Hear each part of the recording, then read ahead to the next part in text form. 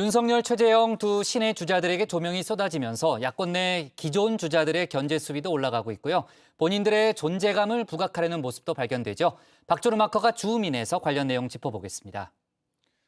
오랜만에 아날로그 감성을 살려서 칠판 앞에 서봤습니다. 칠판에 이렇게 야권 대선 주자 5명이 붙어 있는데요. 제가 이분들을 제 나름의 기준으로 한번 분류를 해보겠습니다. 일단 윤석열 전 검찰총장과 최재형 전 감사원장을 이쪽으로 보내고요. 그리고 이렇게 유승민, 원희룡, 그리고 홍준표 이 세 사람을 한데 묶겠습니다. 자, 정의원분들은 제가 무슨 기준으로 나눴는지 바로 감이 오셨겠죠. 자, 윤, 최 이렇게 두 사람은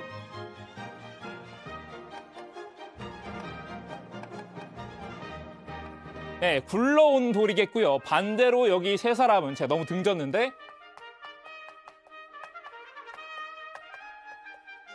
박힌 돌이겠지요. 자, 야권의 신의 주자와 국민의힘 기존 주자로 한번 나눠봤습니다. 오늘 주민이 주목한 인물들은 바로 여기 박힌 돌 3명입니다. 그럼 여기 있는 홍준표 의원부터 줌인해 보겠습니다. 근데 신상품을 찾아가 배송이 되면 집에서 다 훑어보고 직접 보고 흠집이 있으면 반품을 하잖아요. 이거는 흠이서 안 되겠다. 그럼 반품을 하는 거예요. 그게 소위 국민적 검증 과정입니다. 박힌 돌 3인방, 최근 굴러온 돌들이 집중 조명이 되면서 의도치 않은 찬밥 신세인데요. 굴러온 돌들을 향한 경계령이 떨어진 듯합니다. 강력한 경쟁자로 꼽히는 이 윤, 최 두 사람에게 협공을 펼치고 있는데요. 이렇게 두 사람을 둘러싸고 삼각동맹을 맺은 형국이죠. 특히 홍준표 의원은 윤석열 때리기에 여념이 없습니다.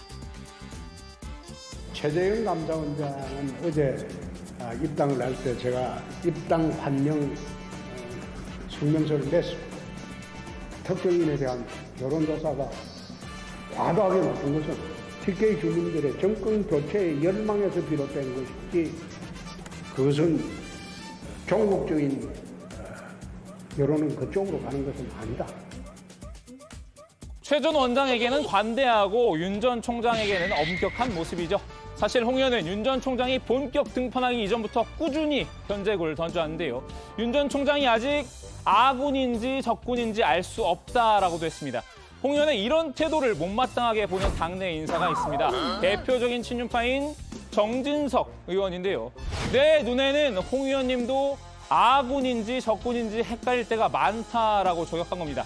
두 사람의 설전 당연히 1라운드로 끝나지 않았겠죠.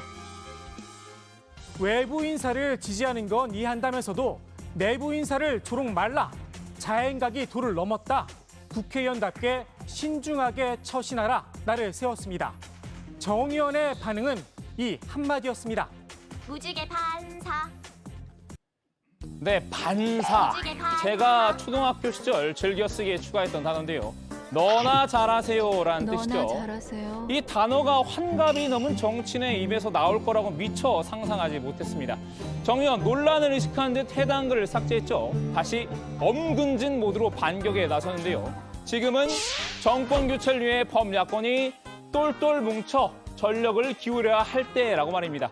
물론 그렇다고 홍 의원이 윤 전 총장을 향한 공세를 멈출 캐릭터는 아니겠죠. 지금 코로나 때문에 갈 데도 없고 사람을 만날 수도 없는데 정치도 안 해본 분이 지금 흉내를 내려고 하니까 상당히 당혹스러울 거예요. 잠시 과거 얘기를 하자면요. 원래 이 두 사람 그다지 친근한 관계는 아니었습니다. 이번에 윤석열을 두고 다퉜다면 지난해인 김종인 전 비대위원장을 두고 이렇게 둘이 맞붙었는데요. 포문을 먼저 연 건 홍 의원이었습니다. 정 의원이 김종인 비대위의 긍정적인 태도를 보인다며 불편한 심기를 드러냈었죠. 정 의원을 향해서 자민련에 들어와서 MB와 박근혜에 붙었다가 이제 김종인에게 붙는 걸 보니 안타깝다. 이렇게 직격한 건데요. 이런 사람들이 들어와서 설치는 건 이 당의 미래가 없다는 거다. 이런 독설도 내뱉었습니다. 정 의원은 즉시 넌더리가 난다. 이렇게 맞받아 쳤는데요. 이 당이 홍 의원의 대권력에 소모되어야 할 존재인가? 그 정도로 입이 가벼운 사람은 우리 당의 미래가 될 수 없다. 이렇게 분개했었죠. 이쯤 되면 정 의원이 이번에 반사로 끝낸 게 다행인가 싶기도 합니다. 정 의원, 솔직한 심정으로 이런 말을 하고 싶었을지 모르겠습니다. 이 보수의 존립에 근본적으로 도움이 안 되는 사람들은 육모방망이를 들고 뒤통수를 뽀개버려야 돼. 자, 다음 인물로 넘어가서 원희룡 제주지사와 유승민 전 의원 이렇게 두 사람입니다. 제가 네이밍을 한번 해봤는데요. 원추 브라더스입니다. 윤석열, 최재형을 대하는 두 사람의 자세가 상당히 비슷한 면이 있어서 한번 묶어봤습니다. 그럼 먼저 원추 브라더스에서 원을 맡고 있는 원희룡 지사부터 볼까요? 이 정권 교체의 주연이 되기에는 상당히 문제가 있다고 생각을 합니다. 물론 큰 역할을 해주시겠지만 그것이 과연 진정한 정권 교체고 그 이후에 국정 운영에 대해서 정말 책임을 질 수 있는 우리의 선택인가, 이 점에 대해서는 저는 저 자신뿐만 아니라 우리 국민들이 큰 물음표를 갖고 있다고 생각을 합니다. 두 사람이 문재인 정부와 맞서 싸운 건 알겠지만 그렇다고 대안이 될 수 있을지는 의문이라는 건데요. 둘 다 지금까지는 반사체일 뿐 발광체로서의 능력은 입증하지 못했다는 뜻입니다. 국정 운영 능력에서 광역단체장 경험이 있는 자신이 적임자라는 취지의 발언일 텐데요. 시간이 지나면 국민의힘 경선은 결국 박힌 돌들 간의 싸움이 될 것이란 전망도 내놨습니다. 저는 여름 지나고 가을이 지나면 누가 대척점에서 싸웠느냐라는 것보다는 유승민 또는 홍준표 또 다른 분들이 그동안 당에서 정치 경험과 행정 경험을 가져왔던 분들, 그리고 그 속에서 국정 운영에 대해서 어떤 시행착오라든가 불안감이 적은 분들, 이런 분들에 대해서 좀 더 주목이 올 거라고 생각합니다. 다음은 원추에서 추를 맡고 있는 분이죠. 이달의 소녀 추 아닙니다. 유승민 전 의원입니다. 법을 하신 분들은 아무래도 이 과거에 파묻힐 수밖에 없다. 그래서 저는 그분들보다 좀 미래의 비전, 우리가 진짜 미래를 제대로 밝게 건강한 미래를 건설하기 위해서 뭘 해야 되느냐, 이런 데 대해서는 강점이 있다고 생각합니다. 법을 하신 분들, 검사 출신인 윤석열 전 검찰총장과 판사 출신인 최재형 전 감사원장을 가리킨 것 같은데요. 두 사람과 차별화되는 자신만의 장점을 어필하며 존재감 키우기에 나선 모양새죠. 유 전 의원 요새 동명이인과의 검색어 싸움도 벌이고 있는데요. 검색창에 이렇게 유승민이라고 쳐보면요. 유승민 IOC 선수위원이 뉴스 페이지를 먼저 장식한 경우도 있습니다. 대권 주자라는 타이틀에 비해 대중의 관심도는 그만큼 따라주지 못한다는 방증일 텐데요. 윤최에만 쏟아지는 스포트라이트의 서운함도 드러냈습니다. 언론의 보도가 윤석열 전 검찰총장과 최재형 전 감사원장으로 쏠려가지고 좀 섭섭하지 않으세요? 솔직히. 섭섭하죠. 그게 약간 이런 거 아니겠습니까?